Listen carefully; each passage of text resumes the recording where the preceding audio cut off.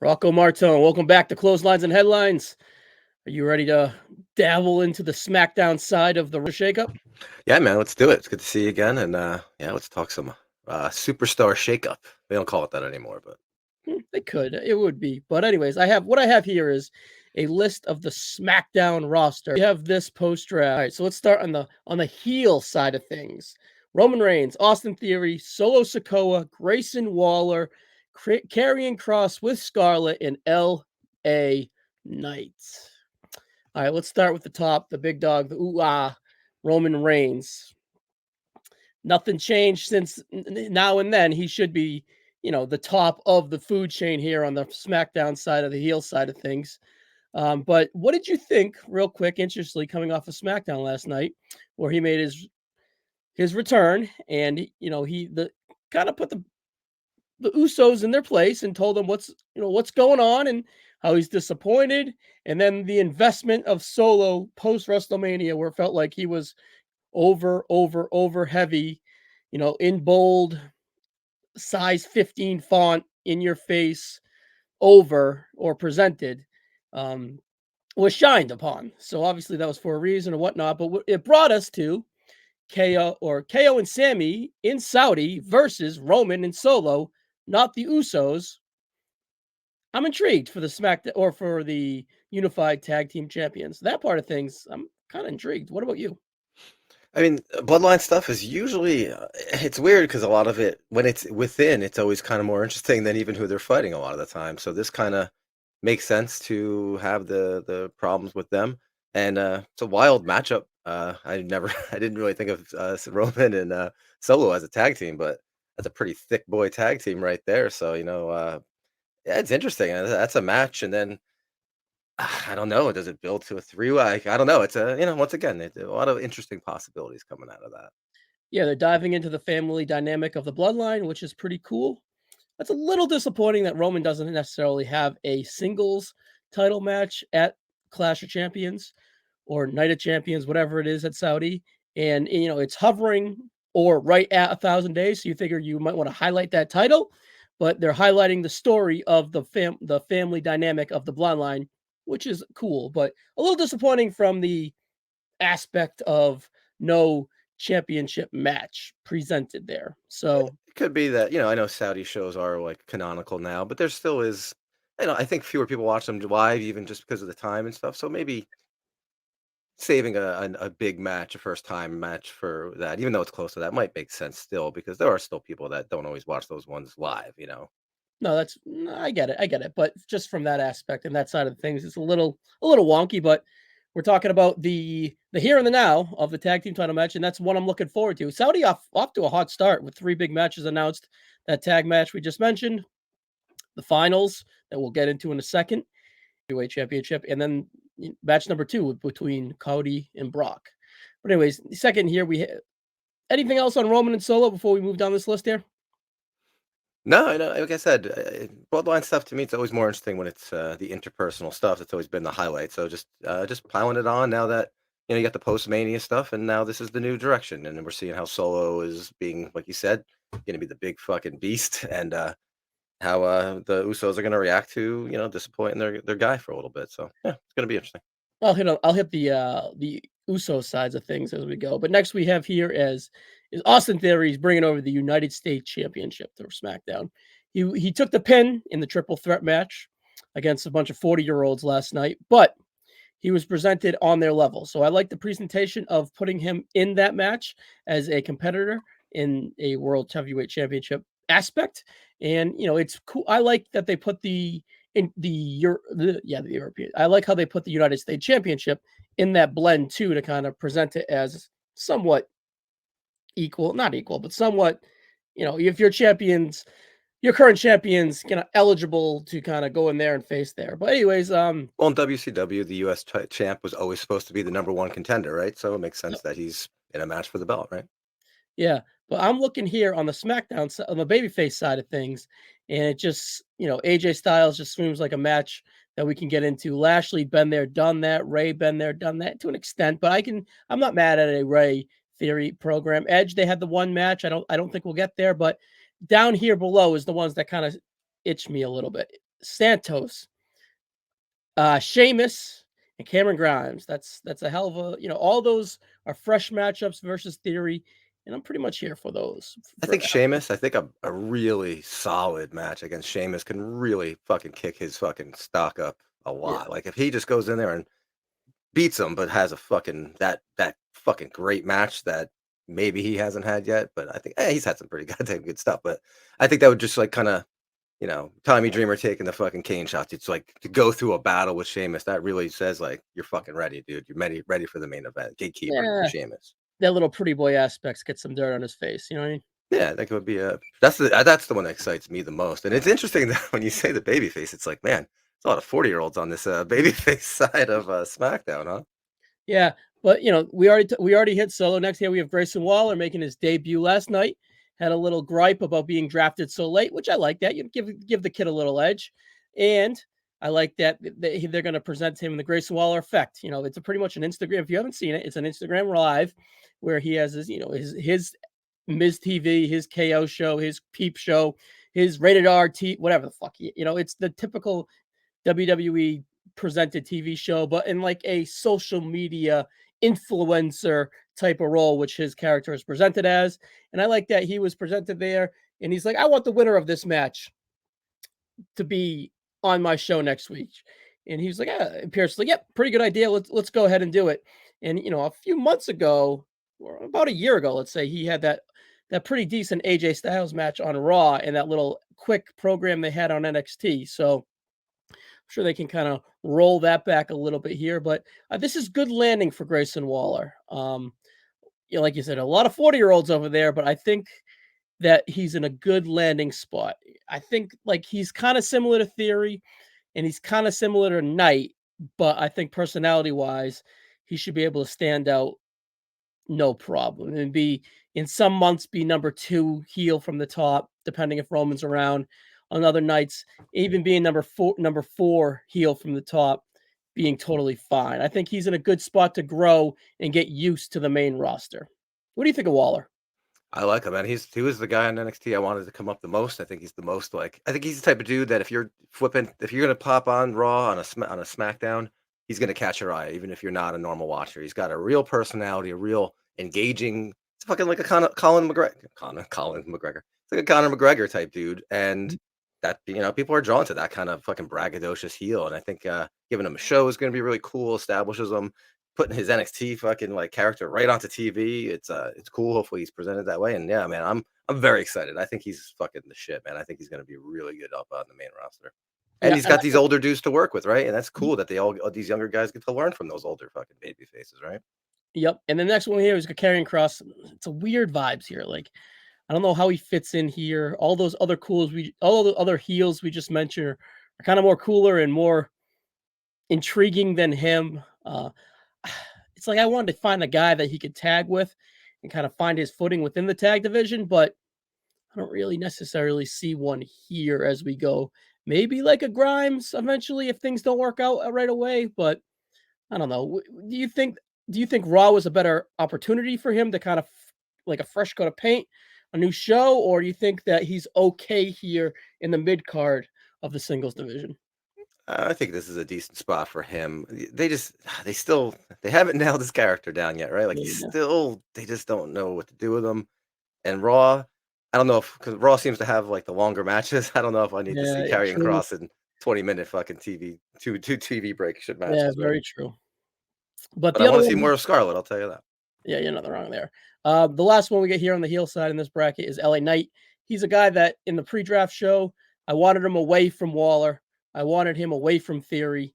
I just feel like not that they would like how do I say this? Like disrupt him. I just think that the people they might be the writers, the bookers, whoever you want to call them, might be more interested in pushing, the the theories, the Waller. And Knight is just kind of used how he has been, which has been okay. But I was hoping that it was on ice so he could heat him up. But now I feel like I'm afraid that that ice cube might burn. He might melt. What do you think?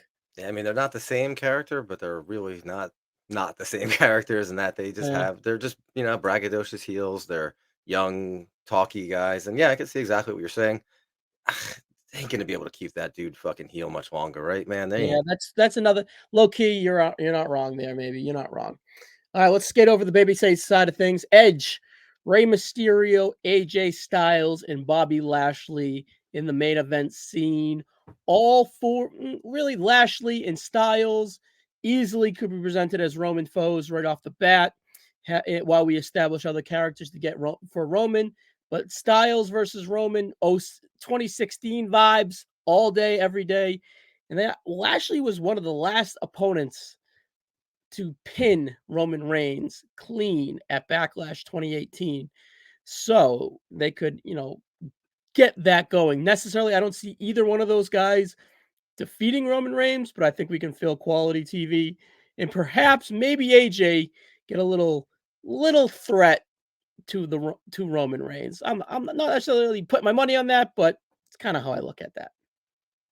Yeah, I mean, just that, even if they're not the guy to take the belt from him, those are all name dudes that give his run a nice little extra notch on the belt. Not that he's never fought these dudes, but in this era, yeah, I think it's just a way to like give him some big names to fucking take out. Yep, Mysterio is kind of like a placeholder. He can go in there, have his Theory feud, he can have his Waller feud, he can have his Cross feud, he can have his Knight feud, and he is just gonna pretty much be presented as a star, make the people he put over feel important, and he's just really low key coming off the Dom stuff on a great run in his career. And then Edge, we'll do those two together for you. Edge is interesting. I wonder if he coming off that loss last night and taking the pin to AJ, it just felt like he was presented in that earlier in the day social media post where he was in his training ring saying, "This is going to mean a lot to me. That title reminds me of a title that was taken away from me." Blah blah blah blah blah. I just feel like he may perhaps be a candidate to flop here. And what do you think of the Edge and Mysterio things that I'm throwing at you? Yeah, I mean, like you said, Ray's on like one of the cooler years he's had in a long time. I think he just really brought it, and he's had a lot of relevance and getting a lot of stuff, and just still proving that he could go. And I don't even know if he's won matches, but I just know like you're still excited to see him. Mhm. Edge was interesting. I kind of thought he'd wind up on Raw. He just seemed like Yeah, that would be a spot for me, and almost feel like Edge with a title. Going for that world title, the new title would almost be kinda cool to have his last hurrah. I thought maybe they were gonna do that, like, he gets one final run and, yeah. like, just fights a million dudes on Raw and then Wouldn't be mad at that either. right? No. And then just keeps going and pulling Yeah. out victories and victories, and eventually, like, if the guy's retiring soon, it'd be a great way, like, do a fucking, like, "I'm gonna defend this belt till I lose," or something, but obviously that ain't happening. I don't see him being on the TV show all that much anyway, to tell you the God's honest truth. Yeah, I felt like, oh, maybe they put Edge on SmackDown just to swerve us and flip him to Raw because they have the SmackDown tournament Yep. and the Raw tournament. I'm like, oh, they just put him on SmackDown just to swerve us. They filled both shows, and then he's going to be our first World Heavyweight Champion, the belt that he never lost. So I was like, oh, that's a cool, decent story, and put some legacy on that championship as you reintroduce it. I was like, oh, I'm kind of here for that. And then he took the pin, and I was like, well, wow, maybe not. So Yeah, I whatever. kinda thought the same thing. Yeah. All right, and then we have Santos and Sheamus stable leaders.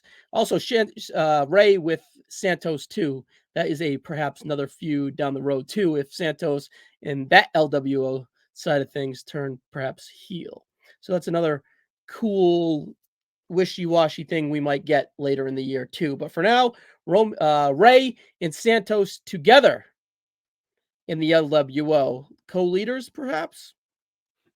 It seems like that's gonna eventually lead to the, I mean, Santos is really good as a heel. He's fine now. This is a cool role for them. I think that was a Puerto Rico thing, and they'll milk it for as long as they can, I think. But yeah, I think eventually Santos is gonna turn on Ray. It's just gonna make his stock higher to beat the fuck out of Ray, right?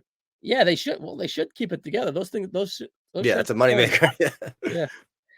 But yeah, and then we had Sheamus, the Brawling Brutes. I'm glad that they're away from Imperium.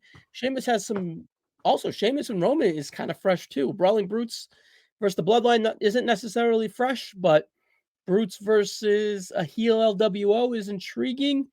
Brutes versus we'll scroll down and see is intriguing. But I'm glad that the Brutes are here, able to kind of catch their footing and solidify this SmackDown roster also. And then we got 2 wild cards here: Cameron Grimes and Rick Boogs. Buy one, sell one. What do you got, Rocco? I think Boogs has way more interesting potential. He's such a strange character that I think they could really, if feel like if they let him be him, he could become a really cool cult character who like fucking monster, dude. Like he's like such a like they don't have that many dudes that are built like that. And if he could get good and I don't know, I kind of I like that dude, and he's like a metalhead too. So I that's was just saying, is it because he's a metalhead? it doesn't hurt, doesn't hurt. See, But I see the opposite. I think I would buy Grimes. So that's an interesting one to kind of look at as we grow here. But I do see what you see in Boogs also too. But I think he's more of a second. I'm not sure if he's compelling enough right now to be that number one in a push. Let's just put it that way. I think he's more suited for a tag team. Look, there might be yeah, a tag team of Rick Boogs and LA Knight. Would you buy that? oh, that sounds great, man. You got a guy and you got a talker and a fucking big old dude. I like it. Boogs is definitely more of a project, right? Than Yes. a Grimes is a complete package. Boogs is more of a project. Yeah, Grimes Boogs has been on the roster a little longer. Grimes has the advantage of being fresh, but in the long terms, maybe Boogs' stock may end up higher. But I would buy Grimes right now if that makes any sense to you, Rocco. I get you.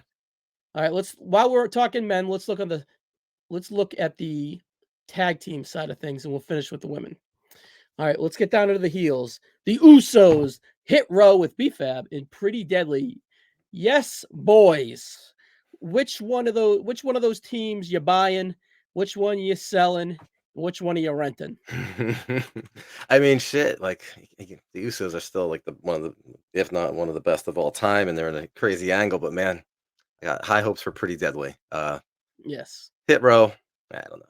Yeah, they're You need bodies. Their bodies. their bodies. They're not. I think they get a little too much hate, but I don't really see much upside in them. It felt like they just should have been on NXT a little longer, and then I got called up and they got stuck where they had to be. But I think as a whole, they look cool, they sound cool, but then there's not much substance there with them.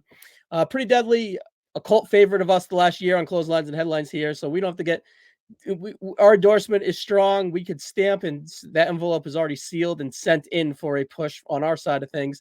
And it's interesting that they're going to kind of start off with um, the Brawling Brutes last night. So it was just kind of like them flirty-ish with Sheamus was kind of intriguing. I I think thought that yeah, was, just fucking with them. Like that was yeah, great. I thought that was fun, and I'm glad they survived that trunk incident on NXT Spring Break-In.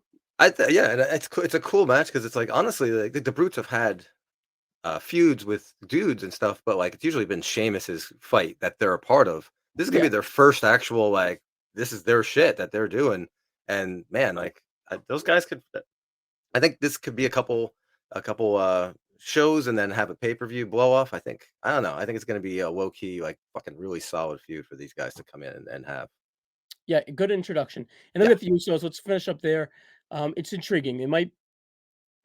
All right. So my quick question to you with Usos is: do you think that we'll get a Solo and Roman versus Usos match at maybe Money in the Bank, or maybe even SummerSlam, and then, or even a big SmackDown? And then if that happens at the end of that, do you think that the Usos, this is a bump in the road, and they stay true to the bloodline and they fall in line, and then they get out of their head and they continue on? Or do you think this is the end of the bloodline with them involved and they kind of dip away and the bloodline disperses? I think by the end of this year that Usos are gonna be on the other side of this list, and they're definitely gonna be baby faces. Yeah, I think it's gonna eventually lead to that. You know, bloodline stuff takes a while usually, so I'm not saying right away, but I think it's definitely man, that's a good SummerSlam main event right there. Usos Yeah. versus Roman and Solo. So yeah, I think if Roman and Solo win the tag belts, people are gonna lose their goddamn minds. But that'd be a pretty wild main event. And then, well, when you get to the other side, I'll discuss the other side. Well, yeah, all right. So I would go that they go and have the match and they fall and then they fall in line. But eventually, I think the three split away, and then Jay res- resumes as the leader in the hierarchy. Jay and Jimmy have to go through the ups and the downs of the Roman experience, and then when time comes, I think that Jay will kind of rise up and take the reins, so to speak, of the bloodline. I mean, they've been Not hinting at anytime soon, by the way, either. right. I I mean, do. they've been hinting about him being the big guy, the main event Jay for a while. So I mean, it would be a payoff, right? Yeah, and I think he needs to go through the trials and tribulations, and I think he needs to go through um, introductions to the main events on the tag team side of things too, like he did at WrestleMania, and that we presented at SmackDown. All right, and then we have the babyface side of things, the Street Profits. Let's go one by one here quickly. Street Profits. Um, if they say they were splitting the belts from KO and Sammy, and the SmackDown side of things had to come home and they had to have a quick tournament, those would be my picks right now to win that. But my question to you is, do you think Montez Ford's future championship is a tag team champion or a US champion? Is my question to you. Hmm. If you had to pick one next for Montez. Yeah, that's a good question. I've been touting him as being a single star for a while, so I like to see it. Looking at these tag teams as you have them on the board right here, I'm kind of thinking if they break up the tag team, like it's like man, they got some slim pickings for this division. But you don't have to split up a tag team to have a guy become a singles guy too, right? So, No. but yeah, man, I think he'd be a really cool addition to the main event, or U.S. title kind of picture. All right, so you're gonna pick US title before a tag team title. I'm kind of here for it, but I think that I'd put my money on the tag team titles. But you never know. I'm here for the US push. All right, the LWO Cruz del Toro and Joaquin Wild foils to the LWO. It's like they're the second tag team in that group behind Ray and Santos. But they are great foils. They are a great addition to any tag team roster, and I kind of dig them. I think they're underrated. They're really cool. They just need a little time to actually establish who they are as Cruz del Toro and Joaquin Wild, kind of like how Butch and Ridge have kind of slowly been getting more and more personality and having cool shit to really show Mhm. you who they are. I think they need the same thing to just be like, oh yeah, these guys are not just part of the LWO. So once they Yep. do that, they fucking rule. They're great wrestlers. Yep. And then the OC, kind of a low key favorite of mine. I understand all the criticism, but I don't know. They just kind of crack me up, and I always find myself kind of rooting for them, and I enjoy when they're on. But this baby face side of things seems to be seconds to single stars, which is cool. I like it. But Carl Anderson and Luke Gallows, what do you think of them two guys? Hey man, talking Mania got me through the pandemic. I fucking rewatched those many times. Definitely like them as personalities. You know, they never in the ring in the WWE, they never really had some of the cooler matches that they probably could. So I don't know. I kind of like the idea of maybe seeing them with a little Runsky as like a big dominant team. They were always kind of portrayed as comedic, right? So Yeah, if you're gonna throw them in there in a little bloodline action, which I guess is kind of that's the thing, like a lot of big factions, but the bloodline now doesn't have the big faction to go up against just yet. So it's weird how some of these factions are like on ice till the bloodline figures out what they're doing in a way. So yeah, we'll see. But yeah, I mean, it's personalities, man. You can't be fucking these two guys. yeah. I would present them easily as just guys. Get them ready for when the bloodline figures their shit out to go on another run as a combined unit, and just feed the OC right to them. Yeah, The last definitely. men's tag team here, we already talked about him a little bit, is Butch and Ridge Holland. Is Butch going to be Pete Dunne sooner rather than later? At this point, it's almost like It doesn't who matter. cares? Yeah, who cares? I mean, Butch is who he is now, and it's like if he becomes Pete Dunne, but he still is acting like Butch was a non didn't talk a lot, didn't emote a lot. Butch is a guy who's fucking a wild little fucking maniac. Mhm. So I don't know, like if he's acting like this and they call him Pete Dunne, it's kind of anachronistic. It doesn't He kind of took make the sense words. to me. He took the words right out of my mouth. You know what I mean? Yeah, so That's just keep him as Butch, let him be the little fucking maniac, and that's his name. You fine. could maybe integrate Butch. I don't fucking know, but I don't know. It's his Leave it as nickname. is. Yeah, leave it as is. Maybe All once right. he becomes a single guy, you do that, right? Yeah, yeah, Totally. yeah, yeah. Perfect, perfect. All right, let's jump on the women's side of things here. Bianca Belair is your Raw Women's Champion. It seems like Asuka flipped to the heel side of things. Definitely Selena seems like it. Vega, Mia Yim, and Shotzi. Rocco, what do you think of that babyface side of things? And what do you think of Belair? How long do you think? My first question to you here is: how long do you think Belair he's going to be a women's champion here on the SmackDown side of things. Yeah, right. SummerSlam could be the time, but I think if you're gonna do anything here and you flip Asuka and Io to the opposite sides, Mhm. it would make more sense as far as these baby faces go. But then that's the person I would want to take the belt from Bianca, to tell you the truth. So I mean, shit, like this Asuka feud is probably gonna last a couple months, which would bring us to like SummerSlam. Yeah, and it's in our preview, like I said, it felt like Asuka had to come out and do something other than that. They had the respect match at WrestleMania, it ruled, and it's felt like she was just waiting to have her chance to get drafted, to be reintroduced again, to turn the heel, and, throw the cayenne pepper mist into Belair's face. So, I think it's interesting. I think it's a great role for Asuka. I just feel like she can't lose here. She kinda has to dethrone Belair, or she's really just toast here. Bailey, Charlotte on the heel side of things are just gonna kinda swallow her up on an important stance.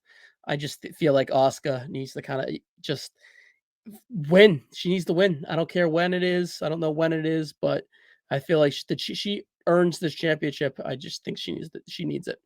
Do you think that the Bel Air hate in Puerto Rico is reflective of how she's going to be treated everywhere, or do you think that was a one-off thing? Because do you think that's now it's going to be the time Oscar beats her, Bianca maybe has her flip to the heel side or something like that eventually?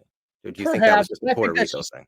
I think that was just a unique crowd, Okay. and they cheered her when she came out. I just think they got really invested in the match, and Io Sky did a great job of kind of garnishing all of that sympathy and garnishing all that willpower to win the match. And then when they felt that Belair was going to overthrow and Io wasn't going to win, I think they turned on the potential result of the title change. And I think it was the first match out there. They wanted the history of a title change. So I I don't think that what is it? I think we got a little bizarro world there in Puerto Rico for the women's Okay. side of things. I don't think Belair is in Yeah. any trouble. I think that for her, from an interest standpoint and from an impact standpoint, could go to the heel side of things and be more intriguing and interesting from a interest in, I guess,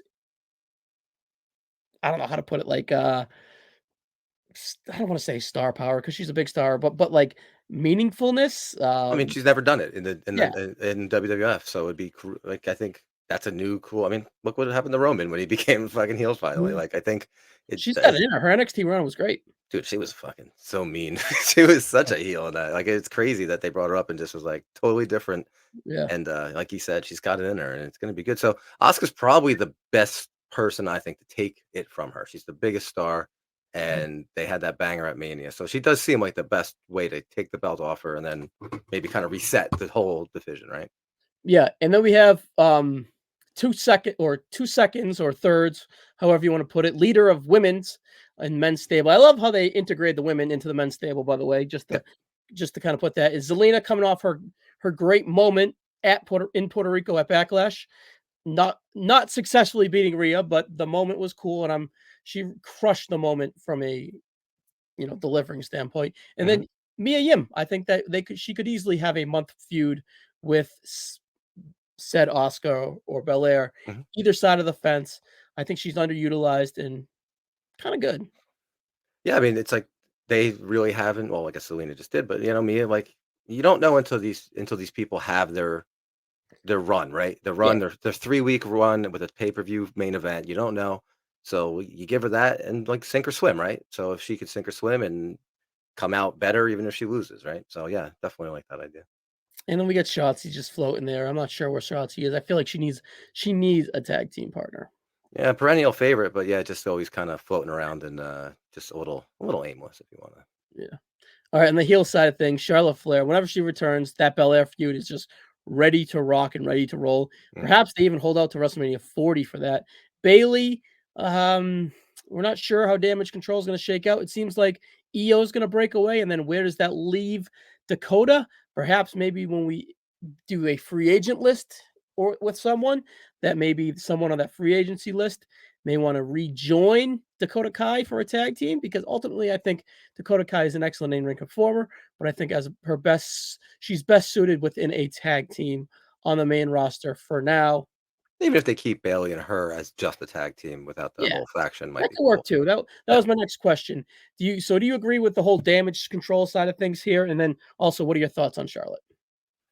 Charlotte, yeah, like, she's fucking made woman. Anytime she comes back, she's, Brock Lesnar style. She comes back, she could have a feud with anyone. People are gonna care immediately, and it's gonna be a banger match. So yeah, her and Bianca, of course, that's like a you know, it's gonna be great, obviously. So Yeah. yeah, but yeah, Damage Control, I believe it has run its course. It was really cool. I think that they were there, they were misused by me in certain ways. But yeah, I think Io's the big listen, man. I always loved her. Like that was the closest she looked to her stardom days in that Mhm. Puerto Rico thing, and she fucking showed out. She So she garnered the moment, and she really, like, guarded my attention and stole the moment. I wanted her to win. I was like, I didn't really care who won, but in the middle of the match, I was like, "Fuck it. Go give the fucking thing to Io. She's I, rocking, she's rolling, that's cool. That's what I want." right, and I agree. Like, and I think there's certain thing in sports where like if she's a main person, like she always was in Stardom. She was the John Cena. She was the big event. I think her being a like not lesser, her being like in a faction or not necessarily the star. Like some people are just supposed to be mid card, right? Some people are Mhm. supposed to be main eventers, and I think she's a main eventer, and that's where she should be. And yeah, I think she's gonna blow up out of this. And yeah, I lost my train of thought, but yeah, I think Damage Control, her going out of there is gonna be cool. Yeah, and alright, so as we put a bow on damage control, I think the best route should go is Bailey, and then they kinda recruit Tegan Knox, and they just redo damage control, and then we send Io Sky to the babyface side of things on and just go from there. And an Asuka, her dream match is possible as a Yes. title match. They Summers have a even if Bell now Asuka's on the heel side of things now, so yes, mhm, absolutely. Very and cool. that's a blow the house down. SummerSlam, whatever, you know what I mean? Clash of the Castle, get it rocking, get that rolling. That's Yeah, yes. Yeah, I absolutely. didn't even realize that, Rocco, until you said it. All right, let's kinda go back to the NXT. Let's close with the NXT Women's Champions, and then there's just Tamina and Lacey Evans. What are you gonna say? The fact that Tamina's on this list was a little shocking to me. I forgot that Yeah. she was even in the company. Um, I got an idea for you, Rocco. How about we reboot Lacey Evans? again? Yeah, Again? Yeah, like what could she be yeah, now? I yeah, don't know. There's some people that weren't drafted that are a little more interesting than her, but I don't know, man. Like she's tall. I don't know. Somebody likes her yeah, in the back, right? Maybe she's a yeah. nice person, but I don't know. I don't know. I don't know. There's potential there. I just don't.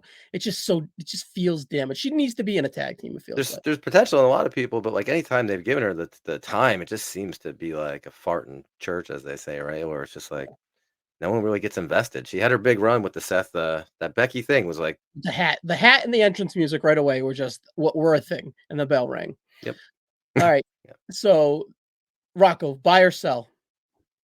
Abafaya, Isodon repackaging the NXT Tag Team Champions as the SmackDown Tag Team Champions, and then they kind of just rock and roll on SmackDown. Is there enough meat on this SmackDown roster or enough interest to perhaps have a match slash feud a month for the NXT, but rebrand them as SmackDown Women's Tag Team, or should they just kind of, I don't know, combine them and then in the tag team division stays as one and it floats all around? What are you buying and selling with there? I'm a combine them NXT women's one belt. You don't need NXT And tag just move champs. them all around.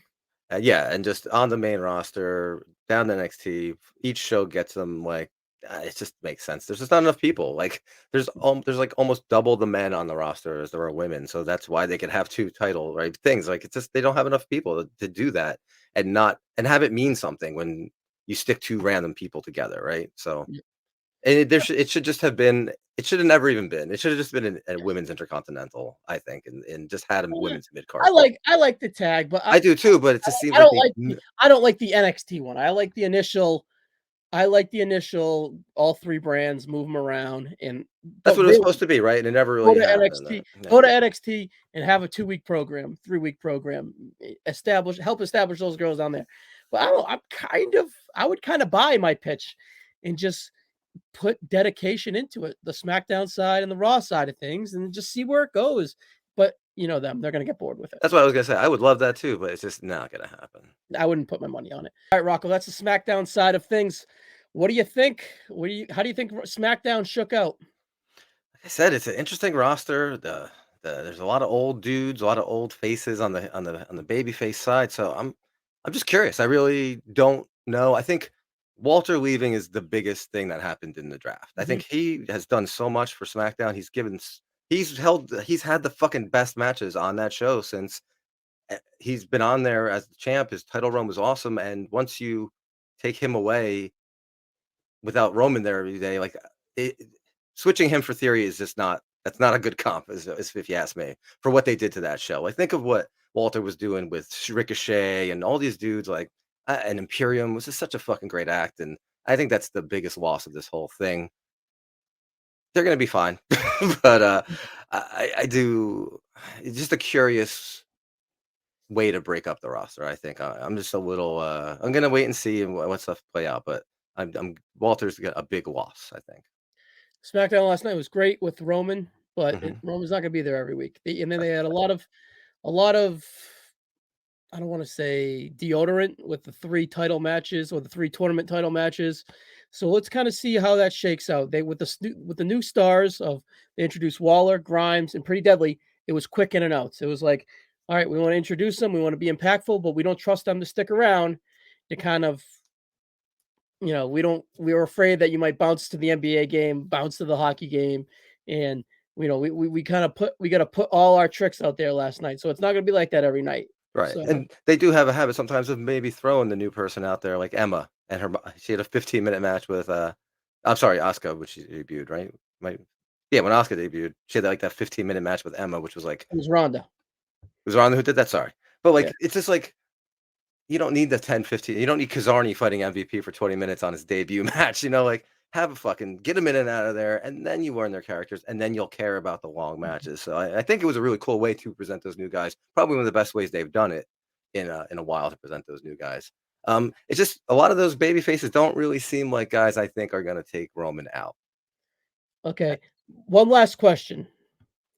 Who you buying stock on this roster? If in 6 months you're selling stock, who you buying it right now at its current price to sell high on in 6 months? Interesting fucking question there. I forget exactly what was on the roster. I'm gonna go LWO. I think LWO. I think because that could be a I think yeah, I think that there's gonna be some really cool shit happening with them.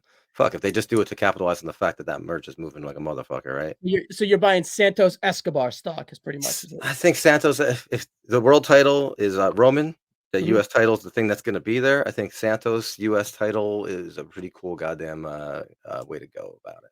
I'd buy LA Knight stock just because it's kind of pretty low right now, and it would just kind of be like betting on the Celtics to win the world championship type of thing for me, where it's just like I'm betting with my heart. I But think I'm taking more of a risk, but yeah, I think yours is probably a more smart, well, more intelligent way to spend your money. not that much of a risk because the stock value is pretty low. The Yeah, floor yeah. is at his floor right now. All right, Rocco, we're getting out of here. What do you got to plug Oh, this is coming out. right away? Oh, well, in 1 week, if you live in Connecticut, Vermont, or Massachusetts, or Rhode Island, you could come hang out with me and drink a beer and watch my band play. Check my Instagram or Chain to the Dead's Instagram or Facebook if you want to get the exact details of that. So this look isn't a gimmick; it's a real thing. Uh, I take it off at night. I'm a fucking nerd underneath with red hair. Nice, Rocco. Thanks as always. Catch you Thanks, next man. one. That was awesome.